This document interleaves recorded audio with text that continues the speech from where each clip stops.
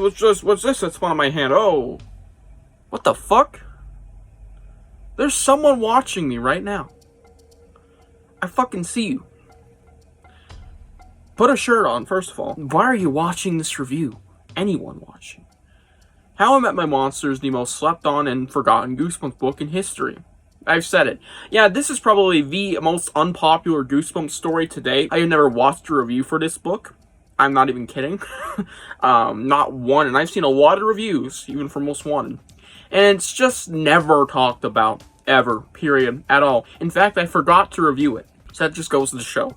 I was going to review this a lot sooner, but I forgot, and I remembered a while back. It's been on my mind for the past few months to review it, and I know it's been a while since I actually read it, but we're going to review it anyways. So, long-ass intro aside, How I Met My Monster, the most forgettable Goosebumps story. Is it for a good reason? Very much. Enough of high blab. The villains you want to have, the books you have to read. Noah Beanstalk can't help being so shy and nervous. Oh look, a freaking colon. You never see that. A freaking colon. Now you know it's ghostwritten. He's always been like that. His best friend Lisa Gardner lives in the same building, but aside from her, Noah isn't very popular. So when he learns that the new student in his class is also his neighbor, Noah's excited to have a new person to hang out with. But as the boys spend more time together, Noah starts to worry all over again. Is there something strange about his new friend? I don't know. Maybe there is, maybe there isn't. Maybe there's something strange about everybody in the fucking apartment building. Anyways, I mean, what do I say? What do you want me to say? This is an underrated banger. Guys, you should really read this one. Don't. I want to keep it unpopular. I'm so glad this one isn't talked about. And if it is, you know, what little discussion we have of this book, I'm glad it's probably negative, because I've heard a lot of negativity for it.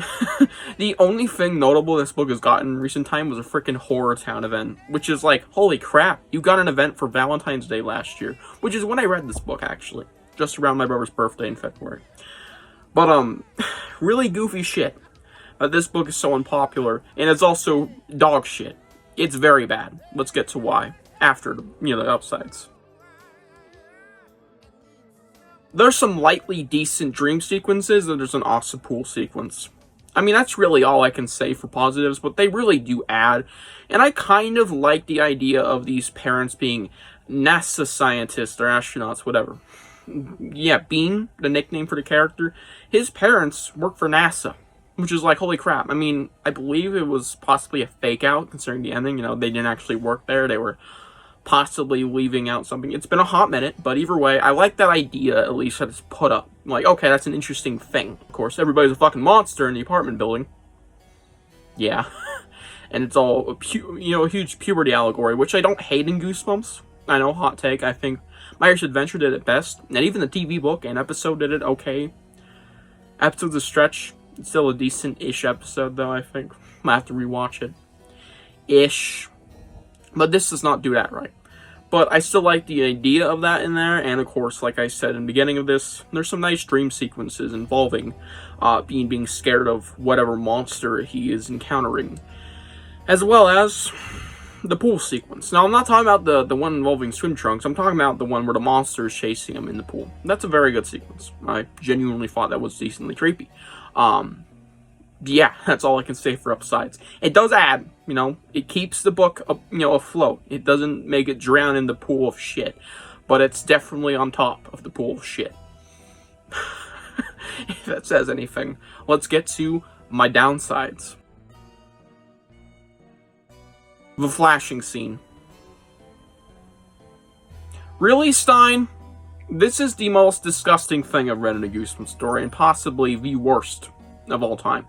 Like, Monster Blood for Breakfast level. Holy shit, this is not funny. This is really creepy, and not in the way I want. This is pedophilic in a way. It's really weird to read that, and it's just so out of pocket, and it's bad. I mean, what can I say?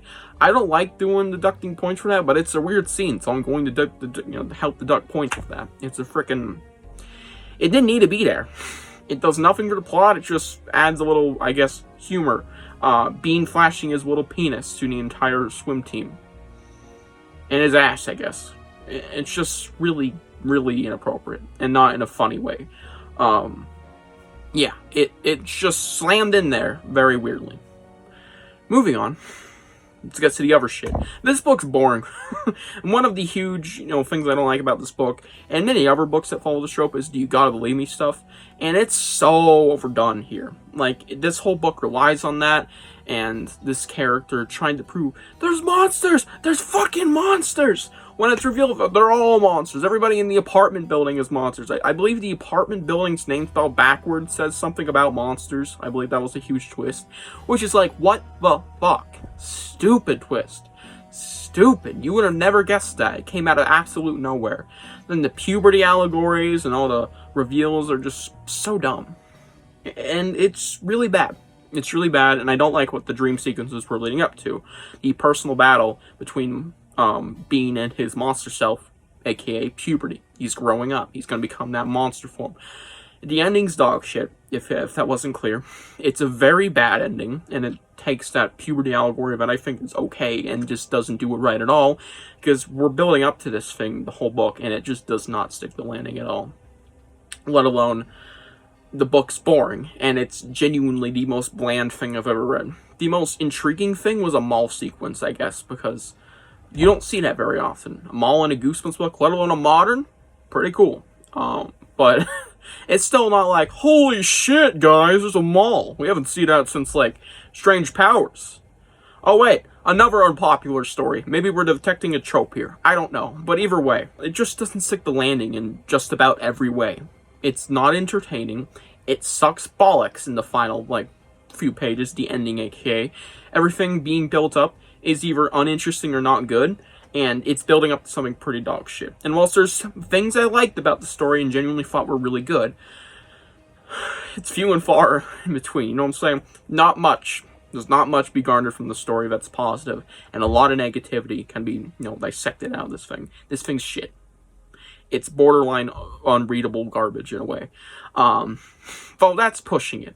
It's not the worst book for a mile, but it's definitely in the top, maybe 15 worst Goosebumps books I've ever read. Because there's some pretty bad ones. And this just goes to show, though, that Most Wanted is one of the worst series. Let alone, this is in the first three, which I argue is one of the worst runs of Goosebumps books ever. Yeah. Let's move on to my rating. 3 out of 10. How I Met My Monster is not very good. In fact, it's pretty bad. 3 out of 10 is like the most minimum score that I can say, hey, it's not unreadable, complete horse shit, but it's quite close. I think it's on the lower end of the spectrum for the 3 out of 10 ratings, which I have a good handful of, actually. Yeah, How I Met My Monster, don't recommend it at all. Don't read this one. Keep it unpopular, and forget that you ever watched this video. Just remember what I said. It's not good. Swim trunk scene. Hope you guys enjoyed this book review, and I'll see you guys in the next one. I am in your closet. Here's your IP address. See ya. Happy Easter.